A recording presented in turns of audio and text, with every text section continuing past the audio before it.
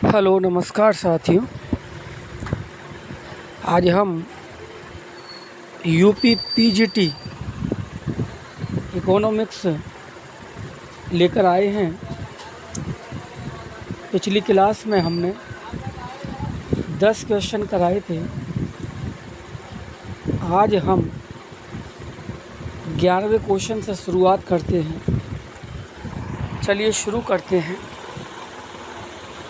सवाल नंबर 11, अधिकतम सामाजिक लाभ के सिद्धांत की निम्न में से कौन सी सीमा है? ऑप्शन नंबर डी 1, 2 और 3।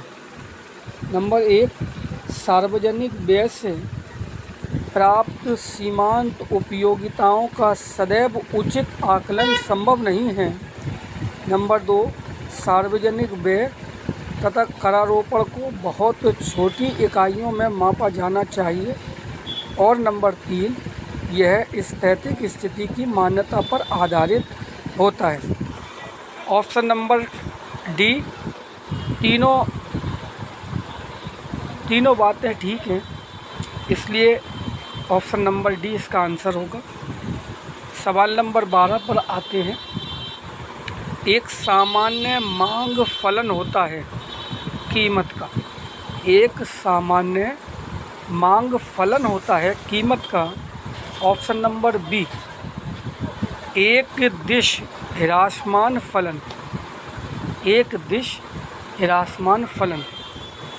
सवाल नंबर 13, वर्ष 2003-04 में भारतीय अर्थव्यवस्था की संवृद्धि दर थी।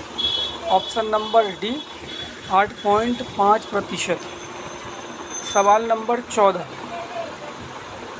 निम्नलिखित में से किसने व्यय कर लगाने का सुझाव दिया? Option number B, Kaldor.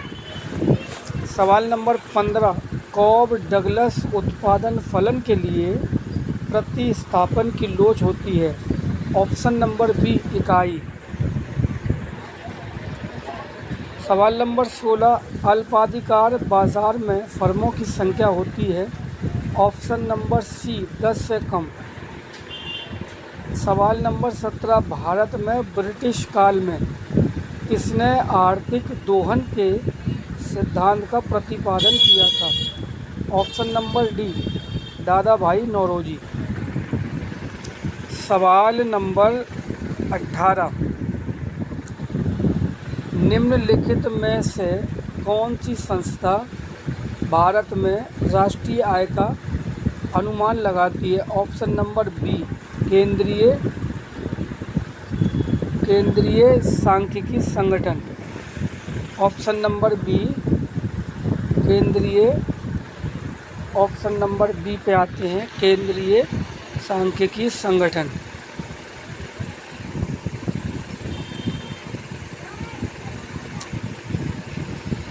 सवाल नंबर 19,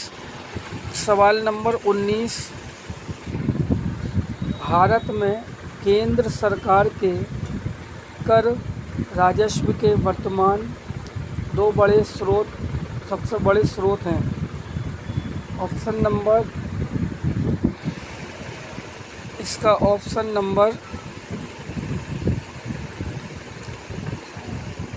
ऑप्शन नंबर डी होगा, केंद्रीय उत्पाद शुल्क एवं निगम कर। इसकी व्याख्या पढ़ते हैं।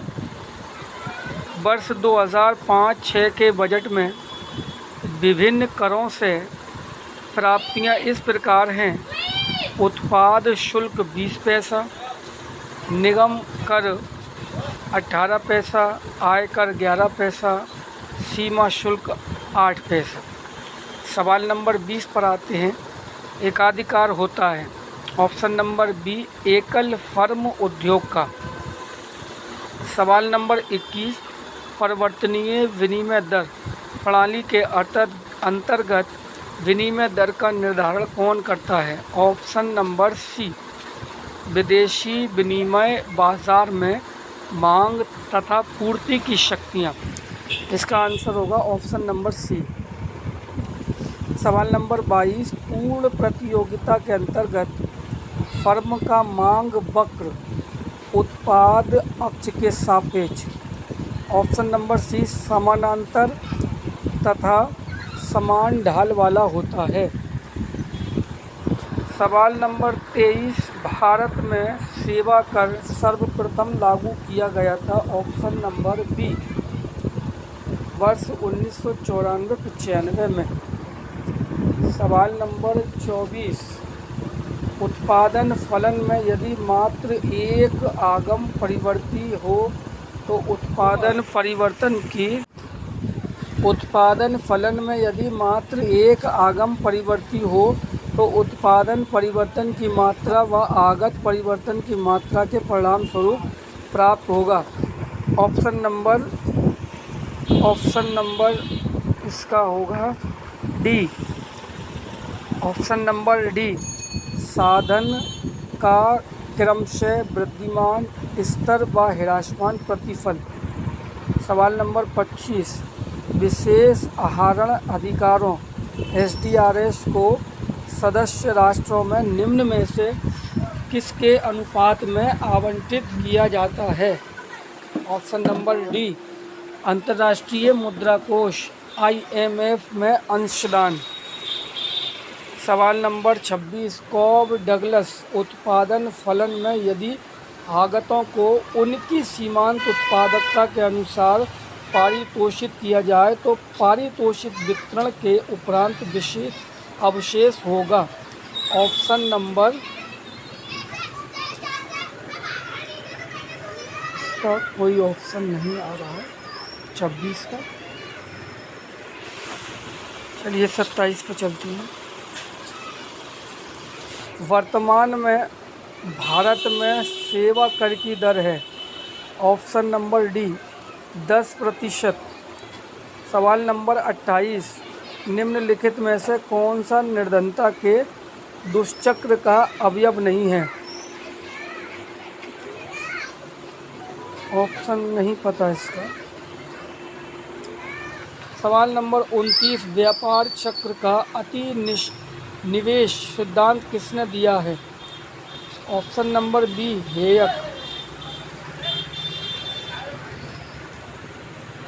सवाल नंबर 30, एक रैखिक मांग वक्र के लिए कीमत की सापेक्ष मांग की लोच मांग वक्र के प्रत्येक बिंदु पर ऑप्शन नंबर डी परिवर्तित होती है, किंतु यह परिवर्तन शून्य तथा अनंत के मध्य होता है। सब इसको यही समाप्त करते हैं।